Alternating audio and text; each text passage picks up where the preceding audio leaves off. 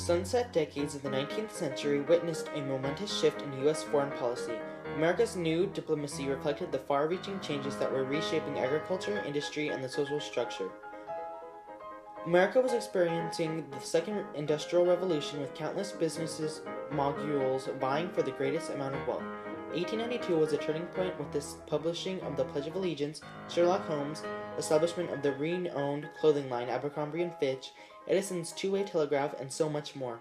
But perhaps the greatest event that would change history would be the Homestead Steel Strike, taking place from June 30th, 1892 to July 6th, 1892 in Homestead, Pennsylvania. Immortalized within American history, the Homestead Strike found its place within the minds of many historians as it is to date the second greatest labor dispute for both the scale of the revolt and the stark defeat of the miners, effectively stymieing their efforts to establish labor unions. Locked in rivalry to the railroad monopolist John D. Rockefeller, the steel tyrant Andrew Carnegie lusted for greater capital in spite of his already ludicrous amounts of wealth. Due to his gluttony for wealth, Carnegie's excessive greed drove him to detestable tactics, including the relegation of responsibility regarding the workers' wages and conditions to Henry Frick, who dehumanized them. Carnegie's continual demand for lower costs often pushed his workers to the limits of endurance. The standard work week in the steel industry was 84 hours per week. And they worked for very low wages. For 84 hours of brutal labor. Henry Clay Frick, a man of unscrupulous nature, wrung every hour from his workers, saved every dollar down to the last penny, and those who endured these obscene conditions faced the greatest injustice when Frick nailed his notice to the factory entrance. A single position was adopted, stating that no compromise would be considered, thereby strong-arming the miners to enter joblessness or submission. The Homestead Strike pitted Carnegie Steel Company against the nation's strongest trade union, the Amalgamated Association of Iron and Steel Workers. An 1889 strike had won the steel workers a favorable 3-year contract. Now Carnegie was determined to break the union. Frick eventually discharged all the workers on July 2nd, for the union refused to accept Frick's new conditions. A battle ensued and Frick sent in 300 Pinkerton guards to stop the 10,000 armed strikers. Overnight, Homestead becomes a searing symbol of life and death in industrial America. Carnegie probably was appalled at what happened at Homestead. He prided himself on portraying his company as an enlightened, progressive company, which in many ways it was. What Homestead did was to cast a stain on that and on his reputation that he had a very hard time living down. Enshrouded in a facade of benevolence, but in actuality the epitome of hypocrisy, that was the foremost thought that percolated in the minds of countless Americans as they witnessed their once great champion of the peasant labor force turn his blade onto his most fervent supporters. This signified the transitioning of times as it appeared to the common man that opposition against corporation only leads to slaughter and the seizure of the very rights they struck for.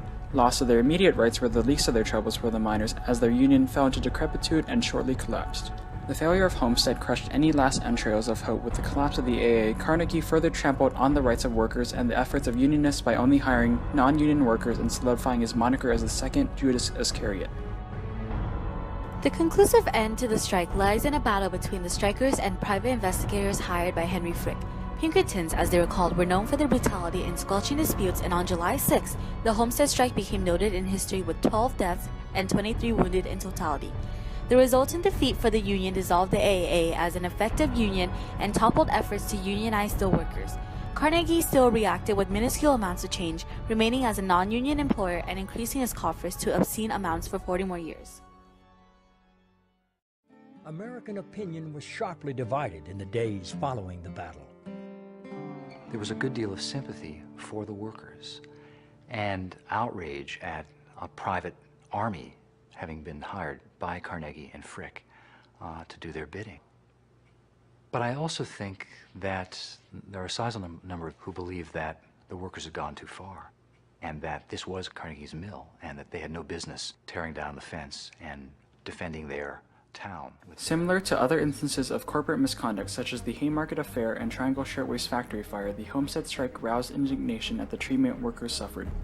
However, unlike the others, its legacy stands as the pinnacle for the labor movement. Homestead revealed that it was possible to challenge the corporate titans, for despite the association of the AA, unions across America remained steadfast in resolve. Nay, their resolution was bolstered. Not only was their resolve reaffirmed, but the bitterness workers previously felt evolved into moral outrage, fanning a flame that the industrial leaders of the time allowed to smolder before it once again sparked, igniting in the face of Carnegie, Rockefeller, Morgan, and Ford, a simple ember of mistrust that began with the rise of industry and the subsequent monopolies, culminated in a roaring inferno that was Roosevelt's Square Deal that effectively disbanded the colossal monopolies. The disassembly of business empires allowed for America to come full circle as the playing field was once again level, awaiting a new game-changing piece to reignite the blaze into the space age. An unknown author once stated, "An angry fist will not strike a smiling face." The Homestead Strike is much more than a mere event in history. It is an event that gave a whole new meaning to the term history itself. Andrew Carnegie and Henry Frick were not only stripping their workers of their rights, they were also completely robbing them of their capability to provide for their families. The question many strikers had at hand was, why should we suffer under these conditions and lack of pay when our hands are the reason this company is successful, while Andrew Carnegie does nothing but sign papers and live in luxury? The workers were soon faced with the unfortunate reality that their efforts to make a change came up short. Although an immediate effect did not take place, the Homestead Strike is remembered as one of the greatest disputes in history. The men are remembered as men who worked to death for a cause. They may not have been awarded Nobel Prizes, but their actions left an imprint in history that is larger than any prize itself. The men and children of the Homestead Strike exemplified the effects of the abuse of rights and responsibilities, and they are honored by all workers in today's times, for abuse of rights and responsibilities is not a common problem. The definition of rights and responsibilities in 1892 is very different from what it is in today's times. The term as a whole has evolved to become something larger than what it was. When comparing rights of 2013 to 1892, the status quo no longer remains the same. For example, females at the time were expected to do as they were told, taking care of the house and children.